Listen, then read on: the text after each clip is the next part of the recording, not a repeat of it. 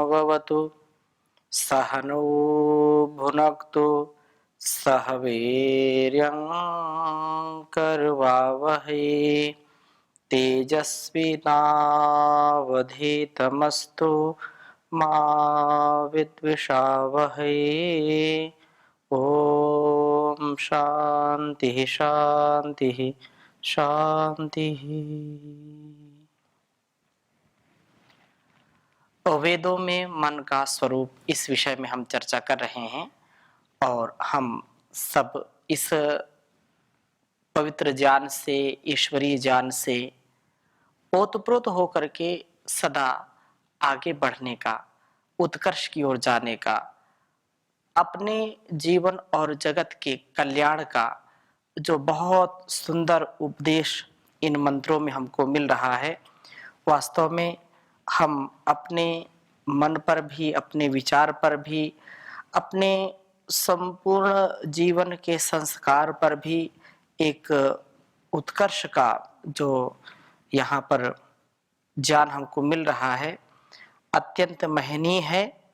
हम प्रभु का सदा गुणगान करें, उसका ध्यान करें, और ऐसा ध्यान जिससे हम कभी भी नरकगामी ना हो, जिससे हम कभी भी अपने इस जीवन को अपकर्ष की ओर ले जाने वाले ना बने, हम सदा उत्कर्ष की ओर ले जाने वाले बने। जीवन बड़ा अनमोल है और इस जीवन और जगत का कल्याण करना हम सभी श्रेष्ठ जनों का, आर्यों का परम कर्तव्य है। कल्याणी वेदवाणी का स्वाध्याय जो भी व्यक्ति करता है, उसका जीवन बहुत ही सधा हो जाता है, व्यवस्थित हो जाता है। उसका आचार, पौरुष और विचार अत्यंत उन्नत हो जाता है। आज हम चर्चा करेंगे सामवेद के 881वें मंत्र का, जो बहुत ही सुंदर मंत्र है और हमारे जीवन को शुद्ध आचरण से युक्त करने के लिए यह प्रेरित करने वाला मंत्र। मननशील हम बने, चिंतनशील बने और उसको जीवन में उतारने वाले बनेंगे तो बहुत सुंदर होगा। मैं पहले वेद मंत्र लिखता हूँ, फिर आपके समक्ष इसकी चर्चा करूंगा। ओम येन ज्योतिषायवे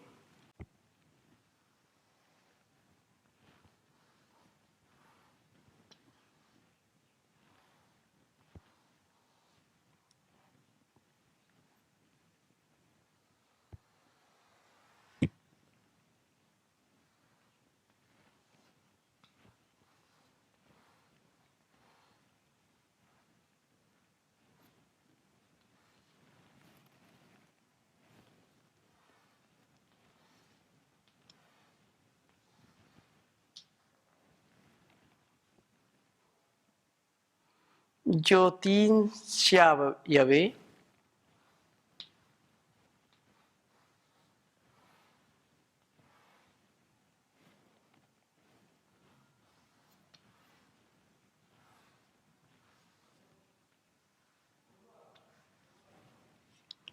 येन ज्योतिषायवे मनवे च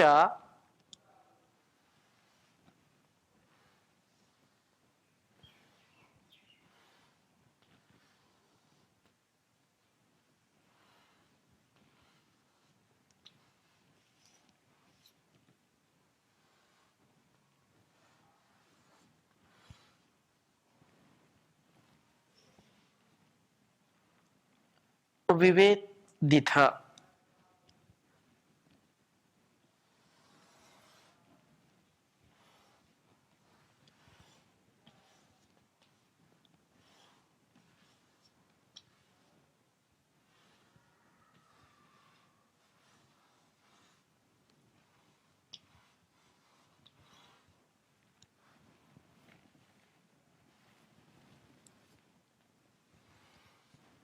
विवेदिथ मंदानो अस्य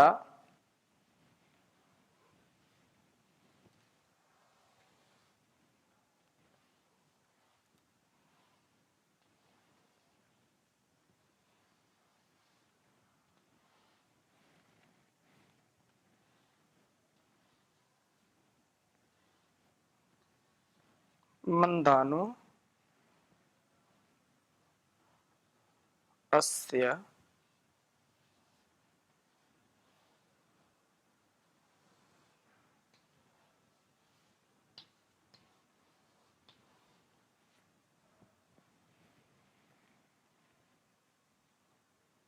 बर्हिषो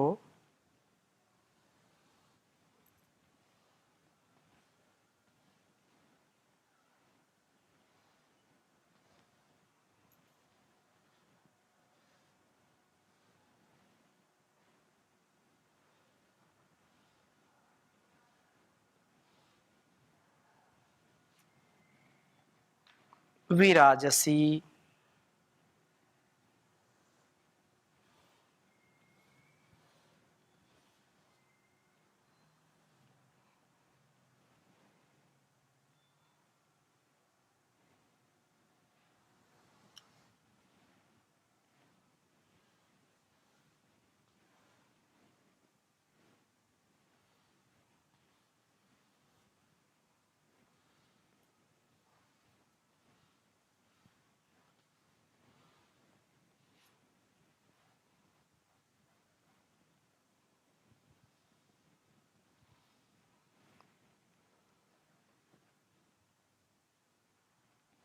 सामवेद का 800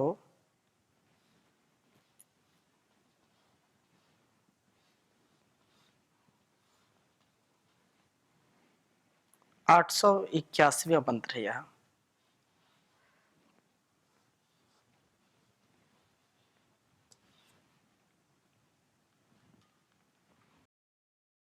ओम येन ज्योतिष्याय वे मनवे चा विवेदिथा मंदानो अस्य बर्हिषो विराजसी। ओम येन ज्योतिष्याय वे मनवे चा विवेदिथा मंदानो अस्य बर्हिषो विराजसी। बहुत सुंदर बात कही है इस वेद मंत्र में। ये न जो हे प्रभु, क्योंकि आप आयवे एति गतिशील व पुरुषार्थी मन में मननशील मनुष्य के लिए ज्योतिषी ज्योतियों को विवेदिता प्राप्त कराते हो। जो मनुष्य मननशील है, चिंतनशील है, मन पर जिसका नियंत्रण है, मन का जो नियमन करने वाला व्यक्ति है, जो समाहित मन वाला व्यक्ति है, उस समाहित मन वाले मनस्वी मननशील मनुष्य को आप ज्योतियों का, प्रकाशों का आप सदा आधान कराने वाले हैं। आप उनको ज्योति प्राप्त कराते हैं और मंदानः तृप्ति का अनुभव कराते हुए अस्य इस आचारवान पुरुष के बर्हिशः हृदय अंतरिक्ष को विराजसी विशेष रूप से दीप्त करते हैं। अतः हे प्रभु, आप पूजनीय हैं, आप स्तुत्य हैं, आप जो है वर्णनीय हैं, आप वर्णन जो है वर्ण करने के योग्य हैं, वर्णनीय हैं। इस प्रकार से इस वेद मंत्र में कुछ जो संकेत किए हैं, तो विशेष रूप से बात कही है कि प्रभु का प्रकाश सर्वत्र व्याप्त है, परंतु वह प्रकाश इतनी सरलता से सबको मिलता नहीं है। प्रकाश तो है, लेकिन उस प्रकाश का, उस ज्ञान का, उस जो है ज्योति का जो ग्रहण करने वाला व्यक्ति है, उसको ही वह प्राप्त होती है।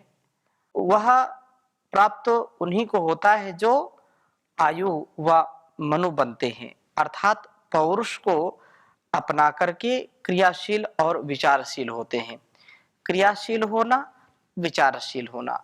हम यदि बहुत क्रियाशील हैं और विचारशील नहीं हैं, तो भी हमारे जीवन में हमको प्रगति नहीं मिलती है, हमको दुर्गति मिलती है, हम यदि विचार कर रहे हैं और उसको धीरता, वीरता, गंभीरता के साथ उसका क्रियान्वयन भी कर रहे हैं, उसको हम क्रिया में उतार रहे हैं, हम क्रियाशील हो रहे हैं, तो हमारा जीवन अत्यंत महनीय हो जाता है। हम एक बात सदा स्मरण रखें कि जितना ज्ञान है वह ज्ञान हमारे कर्म के लिए होता है। हम ज्ञान तो अर्जित करते हैं, शाब्दिक ज्ञान अर्जित कर लिया, लेकिन उसको यदि हम अपने स्वभाव में नहीं उतारेंगे तो उसका कोई लाभ नहीं मिलेगा। ज्ञान का तात्पर्य यह है जानना, जानना, मानना, जीना, वैसा हो जाना और वैसा पाना। तो यह अत्यंत जो है महत्वपूर्ण बात है कि हम केवल क्रियाशील ना हो, क्योंकि क्रिया ज्ञान के अभाव में हमको अपकर्ष की ओर ले जाती है। चंचलता, क्रिया बहुत हो रही है, कर्म बहुत हो रहा है, लेकिन वो कर्म विवेक पूर्वक नहीं है, वह कर्म ज्ञान पूर्वक नहीं है, वह कर्म उपासना पूर्वक नहीं है, तो वो कर्म हमको बांधने वाला होता है। हम कर्म के जो है बंधन में आ जाते हैं, अहंकार उससे हम अपना पुष्ट करते हैं, उससे हम दुखी भी होते हैं, कभी सुखी होते हैं क्षणिक। लेकिन जो ज्ञान पूर्वक कर्म है, जो विवेक पूर्वक कर्म है, जो क्रिया हम मनन पूर्वक करते हैं, तो वह क्रियाशीलता, विचारशीलता से उत्कर्ष को प्राप्त होती है। अर्थात कभी भी हम ऐसा कोई कार्य बिना विचार के नहीं करते जो हमारे लिए या संसार के लिए कल्याणकारी नहीं है। बिना विचारे जो करे सो पाछे पछताए, काम बिगाड़ो आपनो जग में होत हसाए। हम जो भी कर्म करें उसको विचार करके करें। अब कर्म किए जा रहे हैं, अंधकार में चले जा रहे हैं, बस अंधाधुंध कर्म किए जा रहे हैं, लेकिन वो सही है या गलत है, धर्म के राह पर हम चल रहे हैं या अधर्म के राह पर चल रहे हैं, वो पता नहीं चल रहा है, बस किए जा रहे हैं। ऐसा नहीं होना चाहिए। उसको पहले जानना, समझना, जान करके, समझ करके फिर उसका अनुष्ठान करना, तो वह कोई भी कार्य हमको गति, प्रगति की ओर ले जाता है, उन्नति की ओर ले जाता है। तो ये इस बात पर हमको सदा ध्यान रखना चाहिए। पहले हम अपने बड़ों से, अपने जो है जो ज्ञानी है, विद्वान है, उनसे उस कर्म के विषय में, उस कर्तव्य के विषय में, या अपने शास्त्रों से, वेद उपनिषद दर्शनों से, अपने साहित्य से, महापुरुषों के जीवन से हम कुछ सीखें, जानें और फिर वैसा जीने का प्रयास करें। यह एक बात हो गई कि क्रियाशीलता विचारशीलता के साथ हो। इसी प्रकार से दूसरी बात में हम ध्यान देंगे, प्रभु के प्रकाश को प्राप्त करने का परिणाम यह होता है कि हम आयु व मनु का हृदय एक उल्लास का अनुभव करता है। अर्थात वह साथ ही वह उस प्रकाश से दीप्त हो उठता है, विराजसी। जो प्रभु का गुणगान करेगा, चिंतन करेगा, मनन करेगा, तो जो भी वो कर्म करेगा, जो विचार पूर्वक कर्म तो ही है, लेकिन प्रभु के प्रकाश से, प्रभु की भक्ति से जो हमको ज्ञान मिलता है, जो हमको शक्ति मिलती है, जो हमको संतोष मिलता है, वो कार्य हमारे लिए छोटा बड़ा नहीं होता है। वह कार्य हमारे लिए ईश्वर की पूजा बन जाता है। हम जो भी कर्म कर रहे हैं उसमें हम पूर्ण तृप्त होते, नहीं तो तदकारी तद्वेषी भगवान। कुछ लोग ऐसे होते हैं कि उसी कार्य को करते रहते हैं और उसी में दुखी होते रहते हैं। ऐसा कार्य किस काम का, जिस कार्य को हम कर रहे हैं उसमें दुखी भी हो, उससे हम ईर्ष्या द्वेष भी करें, तो वह कभी भी श्रेयकर नहीं होगा। हम श्रेयस्कर कर्म करें, जो भी कर्म करें उसमें पूरा आनंदित होकर के करें, विवेक पूर्वक कर्म करना, ज्ञान पूर्वक कर्म करना, और उस ज्ञान का आधान जब होता है तो वही हमारा स्वाभिमान बन जाता है। उससे हमारे जीवन और जगत का उत्थान हो जाता है, पतन से हम बचते हैं, तो वो भी प्रभु की कृपा से ही। नहीं तो कोई जो है जिसको बोलो वही अपने जीवन से दुखी है। कोई बहुत बड़ा राजा है तो राजा राज्य से दुखी है, कोई जो है प्रजा है तो प्रजा अपने आप दुखी है। अपने अपने स्थान, अपने अपने साधन, अपने अपने संस्थान, अपने अपने जो उनका जो है उनकी परिधि है, उस परिधि में, उस देश काल परिस्थिति में भी व्यक्ति जो दुखी रहता है उसका जीना तो बिल्कुल निरर्थक जैसा ही है। जो व्यक्ति कठोर से कठोर दंड देने पर, कठोर से कठोर परिस्थितियों में जो है बहुत ही विषम परिस्थितियां हैं, उन विषम परिस्थितियों में, विकट से विकट संकट में भी जो विचलित नहीं होता, जो सदा प्रसन्नता के साथ जीवन को जीता है, तो वह जरूर कुछ ना कुछ कर पाता है। संघर्ष किसके साथ नहीं, संघर्ष तो पूरे जीवन चलता रहता है। संघर्ष किसके जीवन में नहीं था? हम विचार करें, अब जिन महापुरुषों को हम भगवान मानते हैं, अवतारी पुरुष मानते हैं, क्या उनके जीवन में कष्ट नहीं था? क्या उनके जीवन में संघर्ष नहीं था? क्या उनके जीवन में अपमान या जिसको हम बहुत दुख मानते हैं, क्या नहीं था उनके जीवन में? सबके जीवन में था।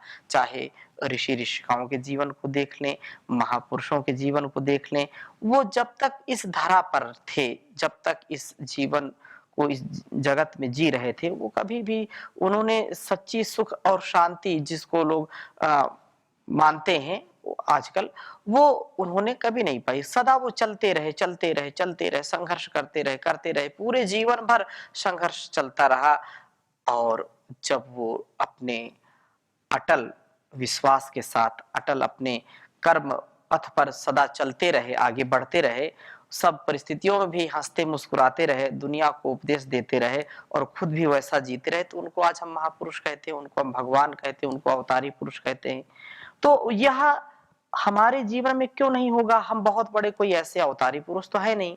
तो संसार के संघर्ष तो आएंगे, संसार में हमको दुख दर्द मिलेगा, कष्ट मिलेगा, अपनों से मिलेगा, जिनको हम बहुत चाहते हैं, जिनको हम सब कुछ देना चाहते हैं, सब कुछ उन्हीं के लिए करना चाहते हैं, उनसे भी हमको कष्ट मिलता है। लेकिन हम कष्ट में भी जब विवेक पूर्वक कर्म करते हैं, मनन चिंतन पूर्वक कर्म करते हैं, ईश्वर को साक्षी मान करके हम जो भी कर्म करते हैं, ईश्वर को समर्पित करते हुए करते हैं कि हे प्रभु, आपने जो सामर्थ्य दिया है, जो मेरे मन में शक्ति दी है, जो इंद्रियों में शक्ति दी है, जो हमारे शरीर में शक्ति दी है, उस शक्ति से हम अपने कर्तव्य का पालन कर रहे हैं। और क्या सही है, क्या गलत है, ये आप जानिए।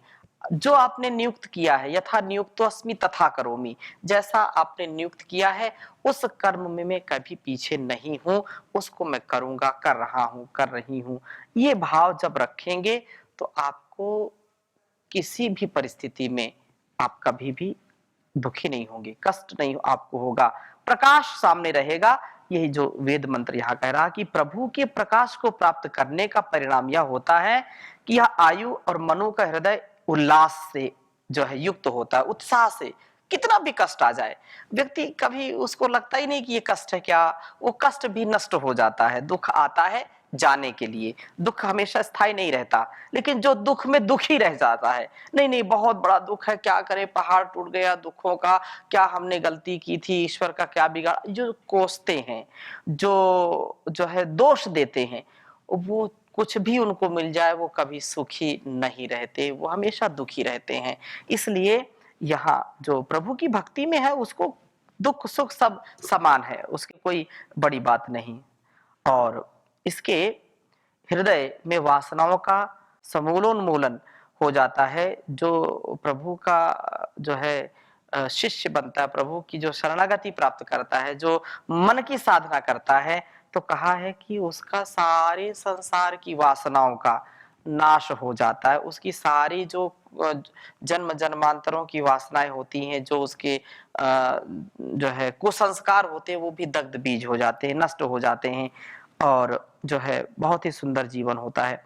यहाँ जो शब्द आया है कि जब जीवन प्रभु की भक्ति के साथ होगा तो जरूर वह सुंदर होगा।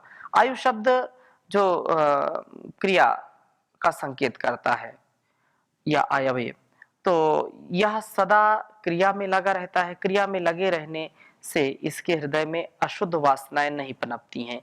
खाली मन शैतान का घर। जब हम मन को काम में लगा रखेंगे, अच्छे सच्चे कार्य में लगा के रखेंगे, सेवा में लगा के रखेंगे, तो मन इधर-उधर भागेगा नहीं। और जब मन भागेगा नहीं तो यह साधना से युक्त हो जाता है। और जब इसको हम खुला छोड़ देते हैं, जो है इसको फ्री छोड़ देते हैं, तो ये मनमानी करता है, शैतानी करता है। इसलिए इसमें अशुद्ध वासनाएँ आ जाती हैं, अपवित्र विचार आ जाते हैं। जब खाली रखेंगे नहीं एक पल के लिए, इसको काम में लगा के रखेंगे, अच्छे श्रेष्ठ सेवा के कार्य में, संसार की सेवा और जीवन के उत्कर्ष में लगा के रखेंगे, तो मन खाली नहीं है तो फिर पाप भी नहीं आएगा। इसकी इंद्रियों की पवित्रता बनी रहती है। और यह जो है निसंदेह अश्वसूक्ति कर्म इंद्रियों से उत्तम कर्म करने वाला होता है। मनो जो विचारशील होने से इसकी ज्ञानेंद्रियां भी शुभ ज्ञान प्राप्त करने में जो है व्याप्त रहती हैं। और यह गोसूक्ति नामक जो है नाम वाला होता है। यह गोसूक्ति और जो है अश्वसूक्ति ही प्रस्तुत मंत्र का ऋषि है जो इसमें आया है। तो शुद्ध आचार शुभ विचार को अपना करके हम प्रभु के प्रकाश को प्राप्त करें, हमारे हृदयों में उल्लास हो, दीप्ति हो, सचमुच बरहिश जिनमें ये वासनाएं जो है जिसने उखाड़ करके फेंक दी हैं, ऐसे हमारा जीवन हो जाए। हम एक बार भी इन वासनाओं के शिकार न बने, हम इनके जो है अधीन न हो, इनके वश में आने वाले न हो, हम परवश न हो जाए, हम अपने कर्तव्य को करने वाले, कुछ भी हो जाए हमको श्रेष्ठ आचरण करना है। जीवन को वेदमय धर्ममय बनाना है। किसी भी परिस्थिति में, किसी भी काल में, किसी भी हाल में हमको खुशहाल रहने के लिए ये बहुत आवश्यक है। कर्तव्य क्षेत्र से कभी न पग पीछे धरे, चाहे कितना भी घोर संकट का साला हो। नदी हो या नाला तोप, तेग तेर भाला धूप, सर्दी या पाला, सिंह हो या व्याल काल हो। बच्चा बच्चा निज देश जाति के उद्धार की ही धुन में लगन में मगन मत वाला हो। मुख से जो कह दे उसे कर के दिखा दे, फिर क्यों ना आर्यों का दुनिया में बोलबाला हो। फिर क्यों ना दुनिया में आर्यों का बोलबाला हो। तो हम जो बोले उसको जीवन में उतारें। जो बोले सो अभय, जो बोले सो अभय, वैदिक धर्म की जय, वैदिक धर्म की जय। जो वेद की शिक्षा में मनुज मन लगाएंगे, धर्मार्थ काम मोक्ष के वे फल चार पाएंगे। जीवन हो शांतिमय, जीवन हो शांतिमय, वैदिक धर्म की जय, वैदिक धर्म की जय। तज कर कभी कुपंथ शरण वेद की गहो, तज कर सभी कुपंथ शरण वेद की गहो। त्रैताप से हो रहित सत्य शांति सुख लहो। पाया है शुभ समय, पाया है शुभ समय, वैदिक धर्म की जय, वैदिक धर्म की जय। हे आर्य बंधु त्याग सकल वासना विषय, सायं व प्रातः ईश से करिए यही विनय। हे आर्य बंधु त्याग सकल वासना विषय, सायं प्रातः ईश से करिए यही विनय। असतो मा सद्गमय, असतो मा सद्गमय, वैदिक धर्म की जय, वैदिक धर्म की जय। अभिमान द्वेष मन में किसी से कभी न हो, जब जब मिलो प्रकाश बड़े प्रेम से कहो। अभिमान द्वेष मन में किसी से भी ना हो, जब जब मिलो प्रकाश बड़े प्रेम से कहो।